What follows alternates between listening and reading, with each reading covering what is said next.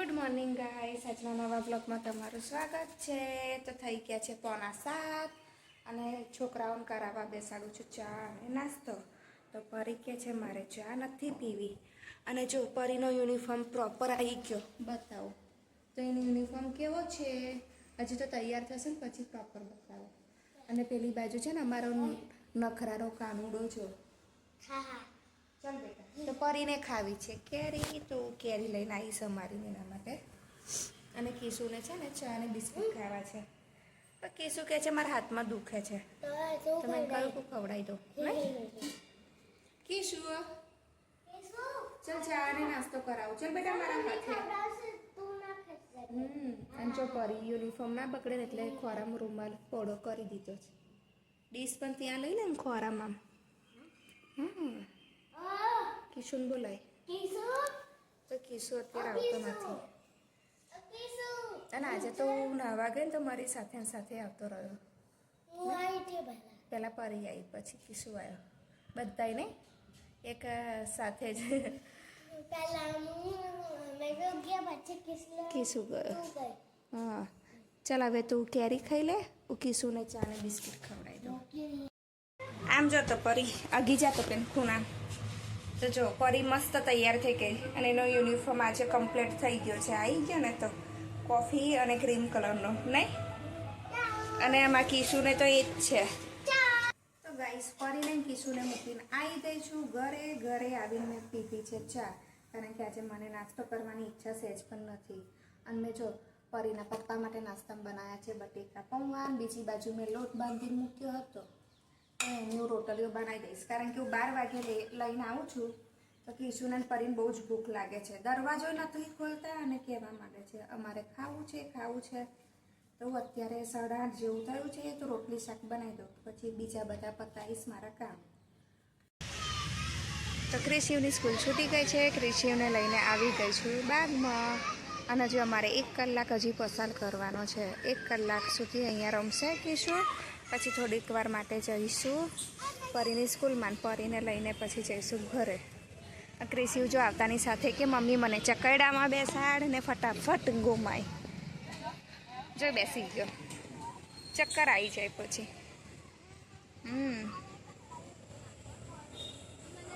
Ice Krishiv બીજી રાઈડમાં બેઠો છે, જેમ કૃષ્ણ ભગવાન કેવા હિંચકામાં બેસીને ઝૂલે છે, આજે ક્રિશિવે સેમ એવું કર્યું છે। તો પાછો ઊભો થઈ ગયો, વાગશે ઊંધો બેઠો છું તો। બાગમાં રમીને અમે આવી ગયા છે પરીની સ્કૂલમાં પરીને લેવા માટે। કિશુને આજે આવતો હતો કંટાળો, તો એના ભાઈબંધે રમે છે, એના ભાઈબંધ સાથે રમશે હવે। તો જો છોકરીઓ પ્રેક્ટિસ કરે છે બધી। તો જો કિશુ બહુ તોફાને ચડ્યો છે, પરી એક્ટિવા પર ગોઠવાઈ ગઈ છે।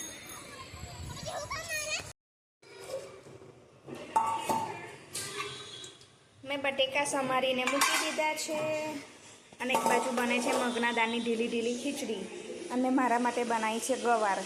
આ ગવાર છે ને 10 દિવસ ઉપર થઈ ગયું, પણ ગવાર એવી ને એવી હતી, મેં ફ્રીજમાં મૂકી।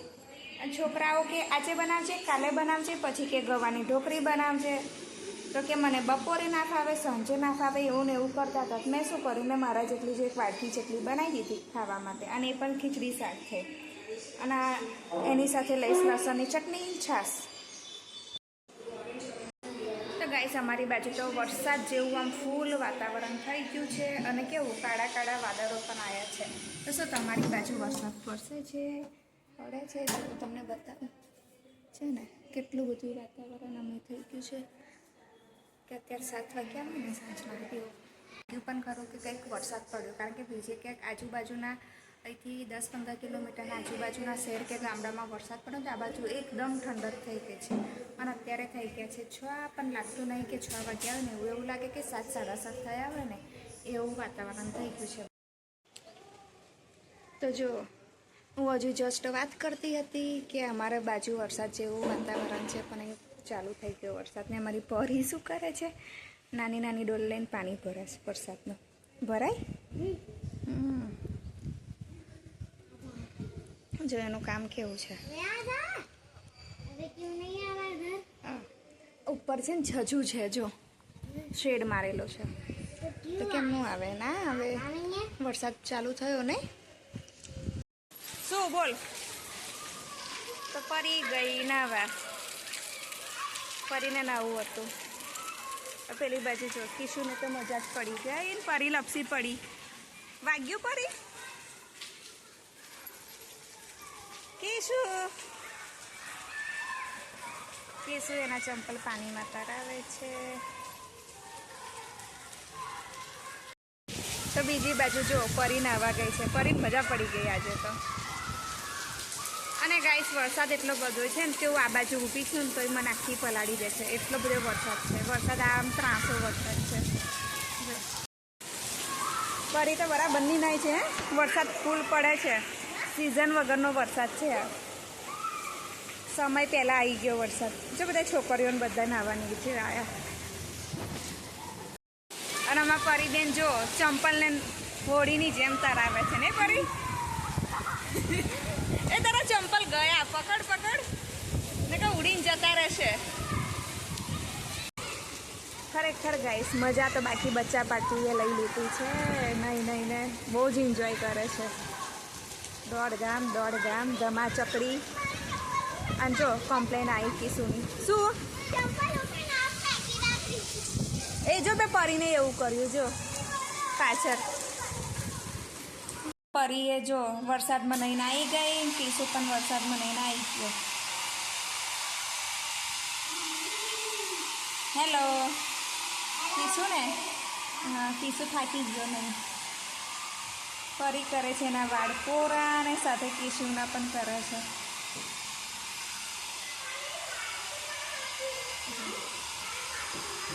છોકરીઓને કાંઈ પણ શીખવાડવું ના પડે, જેમ જેમ મોટી થાય એમ એમ એકબીજાનું જોઈને આવડી જાય.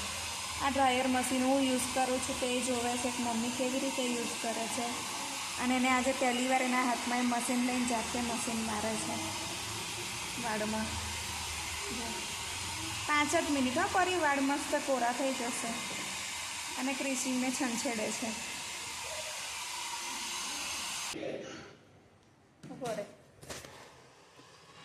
તો સાંજના વાગ્યા છે 7 અને હવે હું કરીશ પરીનું લેસન ચેક. પહેલાં તો કેવું 2-3 દિવસે કરતી હતી, પણ હવે તો કમ્પલસરી કરવું જ પડે કે શું બાકી છે શું બાકી નથી. તો આ છે ગુજરાતીનું. મને કેટલી વખત કહું છું કે અક્ષર થોડાક સુધાર, સાંભળતી જ નથી ને છોકરી.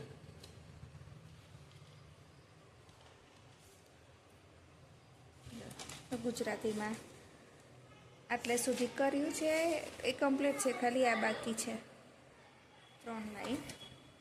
પછી છે અંગ્રેજી, બસ એમાં તો હતું એટલું જ છે, કશું નથી કરાયું. અને આ છે ગણિત. તો કાલે છે ને આ અહીંયાથી આટલા આવડ્યા, પછી અહીંથી એકમ દશક જે લેવાનું થયું ને એમાં એને ઉપાધિ થયેલી, કન્ફ્યુઝન થઈ ગયું હતું. જો અહીં એકમ લો તો એ દશક લેવો પડે, અને પહેલી લાઈનમાં સંખ્યા હોય તેમાં માઇનસ કરવાના.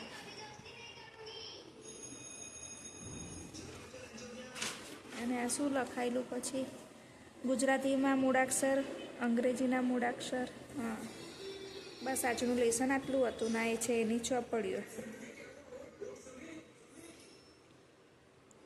એમાં પણ થોડું થોડું લખાવા માંડ્યું છે. આ ગુજરાતી છે. આજે હું શરૂઆતમાં ચોપડીઓ લાવીને એનું મેં બુક બાઇડિંગ કરાવ્યું. એ પછી મેસેજ કરીને જેટલી મંગાવી હતી ને એમાં મેં બુક બાઇડિંગ નથી કરાયું, પરંતુ હા મેં પૂઠા ચડાવી દીધા છે. આ છે અંગ્રેજી.